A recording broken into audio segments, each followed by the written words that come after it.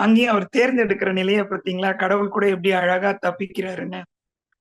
நம்ம பிரபஞ்சமே பார்த்தீங்கன்னா, சூனியத்துல இருந்து தான் உருவாகுச்சுன்னு சொல்லுவாங்க. பிளாக் ஹோல், ஆழமறியா சூனியம். மிருது கூட சொல்லுவாரு, "கடைசி எட்டு வரைக்கும் நீ போயிரலாம்.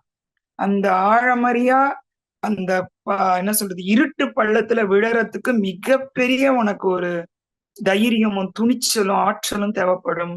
மத்த டிராவல விட அந்த கடைசி ஸ்டெப்" அப்படின்னு சொல்லுவாரு.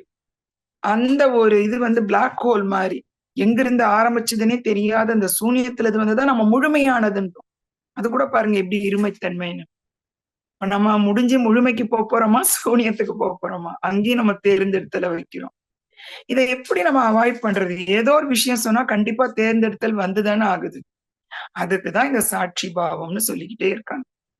இப்ப ஒரு சின்ன எக்ஸாம்பிள் சொல்லணும்னா, இன்னொருத்தவங்க கல்யாணத்துக்கு நம்ம எவ்ளோ சந்தோஷமா கிளம்புறோம்.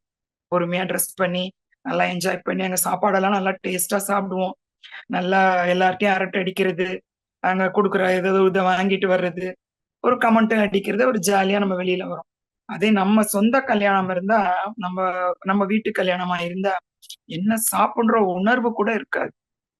அப்ப எந்த தேர்ந்தெடுத்தலையும் நம்ம பந்தப்படும்போது, அங்க நம்ம அதனோட அழக ரசிக்கிறத நம்ம இழக்கிறோம். அதனால முதல் நம்ம புரிஞ்சுக்க வேண்டியது, தேர்ந்தெடுத்தல் இருக்க வேண்டாம். முதல்ல அது நம்ம காப்பாத்திக்கிறதுக்காக தான்.